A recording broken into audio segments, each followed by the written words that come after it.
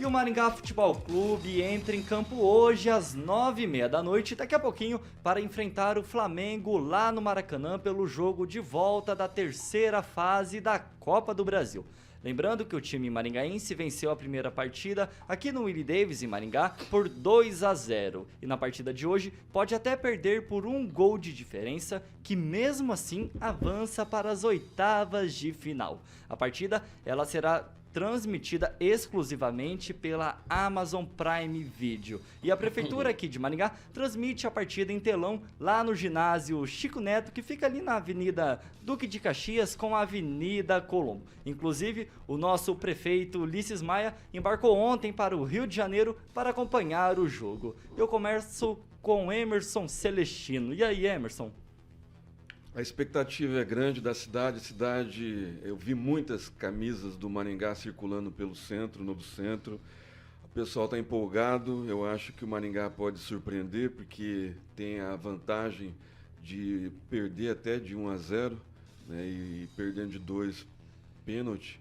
Então, uma vantagem que pode dar a classificação para as oitavas de final. Mesmo com o time reestruturado, o Maringá que perdeu peças importantes, peças que foram titulares no Paranaense, tem chance de segurar o Flamengo lá no Rio de Janeiro? Porque a resposta da diretoria veio de imediato. Contrataram peças de reposição ao mesmo nível que foram perdidas. Eu acho que o Maringá pode surpreender.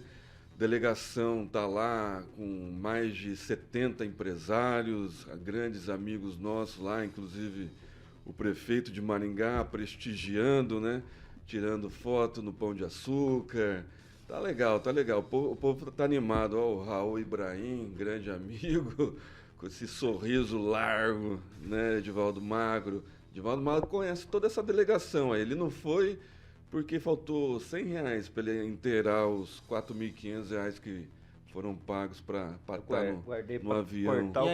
E aí, Edivaldo, confirma essa fala do Celestino, Edivaldo? Olha, vamos lá. Eu acho que dessa bancada eu fui o sujeito que acompanhou todos os jogos do Maringá. Isso não me dá nenhuma credibilidade a mais ou não para fazer esse comentário. Propriedade no assunto. O time de Maringá é um time bastante modesto. Se arrastou no Campeonato Paranaense, perdeu aqui pro Atlético, é um time ruim. Não foi campeão, poderia ter sido. Perdeu aqui, e depois perdeu lá também. Por 2-0 aqui. Isso, é um time extremamente modesto. E perdeu 6 peças-chaves, né? 6? O atacante, o Bianchi, o Vilar, o Robertinho. Marcos Vinícius.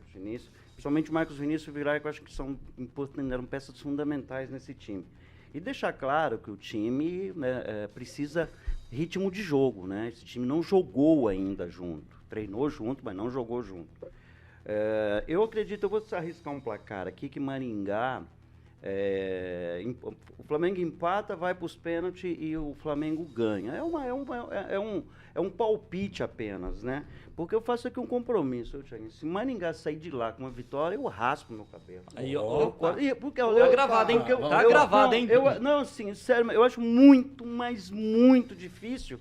Eu não tô aqui falando de mala preta, não, porque eu não acredito em mala preta. Ô, Edivaldo, até a última... Não estou falando nada disso aqui, já vai começar até alguma coisa, mas eu acho muito difícil. Até a última atualização, cerca de 48 mil ingressos foram vendidos antecipadamente lá pro jogo de hoje. Eu sou torcedor, adoraria ver o Grêmio avançar, sabe que eu adoro futebol, mas a gente tem que ser... Maringá também, né? Não dá para ser tão otimista assim. É muito bacana o clima criado em Maringá. Você vê a extensão que é futebol.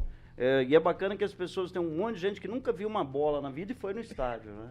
Às vezes os caras não sabem o que é. Virou pop, né? Ir no estádio, agora torcer para o Maringá é pop, é muito oportunismo. Maringá tem lá seus 3 mil torcedores e olha lá, foi uma realidade que a gente viu ao longo do campeonato, com uma exceção ou outra, mas 3, 4 mil torcedores. Mas eu acho fundamental esse processo de retomar o futebol em Maringá, e a gente vê muitos comentários que o Maringá não tinha uma história de futebol. O Maringá sempre teve uma baita história no futebol, com grandes times. A gente recebeu aqui seleção brasileira, seleção soviética, o grande rei jogou aqui. Então é mais uma retomada, né? Lembrando que futebol é sempre uma gangorra, um dia está lá em cima, está lá embaixo, e é um negócio privado. Essa diretoria especificamente trata isso exatamente como é, para ganhar dinheiro, não é uma coisa para gerar emoção só. É emoção que tem que ser convertida em dinheiro. E é natural, é assim que é e ponto. Então, nesse contexto todo, eu acho hoje que é muito difícil uma vitória do Maringá lá.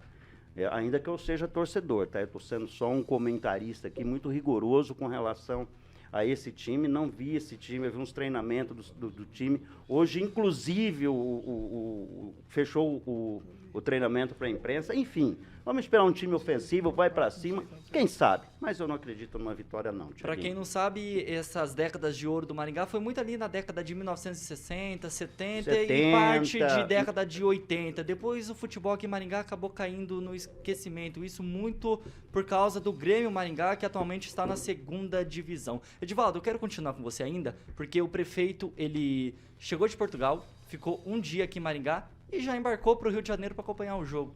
Normal isso? Corretíssimo, prefeito. Numa situação dessa, se o Grêmio sai de... O Maringá sai de lá com uma vitória, o prefeito é o primeiro a anunciar, né, Francês? É uma oportunidade. É uma oportunidade absurda para o prefeito, entendeu? E ele é o representante de Maringá, tem que estar lá, mas tem que resolver o plano da segurança ali do centro da cidade. Enfim, mas corretíssimo, nem problema nenhum. Tá junto com um monte de empresário. Ele é torcedor também, né? Apesar de raramente ir ao campo, mas sem problema nenhum. Tem que ir lá torcer e ser o primeiro a apostar que Maringá saiu de lá avançando na Copa do Brasil e 3 milhões, 3 milhões e meio? 3 milhões e meio. 3 milhões e meio no bolso da rapaziada lá e vai ser dividido. Resolve sua vida? Resolve sua vida, 3 milhões e meio? Não, é muito pouco. É muito pouco. Celestino ergueu o dedo, pode falar. Eu concordo com o Edivaldo, o Maringá vai perder mesmo, 2-1 ou 1-0, que nem o Zaqueu Silva e o nosso Claudemir Freitas está dizendo ali no chat. Lembrando também que não foi só os ricos da cidade que foram para o Rio de Janeiro. Teve o pessoal também da torcida, se eu não me engano. Força Maringaense? Teve mais, não só a torcida organizada, mas torcedores anônimos também saíram em ônibus fretado. Vai lá, Francês, um minuto. O futebol desperta tantas paixões justamente por causa dessa inconsistência de... Quando você compara um time com o outro, né? O Maringá ganhar do Flamengo aqui já foi meio que inesperado, né?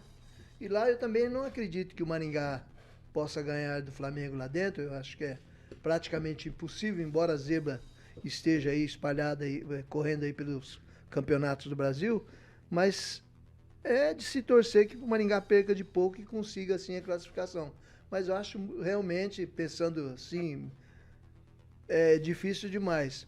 Porém, eu tenho que destacar que mesmo perdendo, o Maringá é um time vencedor, porque ele conseguiu levar grandes torcidas aí, pelo menos do que a gente vê aí no estádio Lee Davis. Ele está galvanizando o futebol da região, porque eu estou cansado de ver televisão e diariamente enchendo nossos ouvidos com Atlético Curitiba, como se o Paraná só tivesse times da capital. Horrível isso. E acompanhando o Edivaldo, eu faço uma promessa aqui também. Se por acaso o Maringá classificar, eu também vou raspar o cabelo. Aí é mais fácil, hein? Mais barato, eu posso corrigir? Pode. Raspar o cabelo? Assim, tem que raspar? Não. Prometeu, bicho? Agora não dá pra mais. Agora não dá pra voltar atrás, né? Agora não dá pra voltar atrás. É legal. Prometeu no ar. Júnior Volpato, o que você acha? Posso rever? Não tem. Fala no chat aí. Você tem que rever aqui Edivaldo, uma sugestão legal também, essa é legal. Vai cortar o cabelo, vai cortar o cabelo. O Carioca decidiu, hein?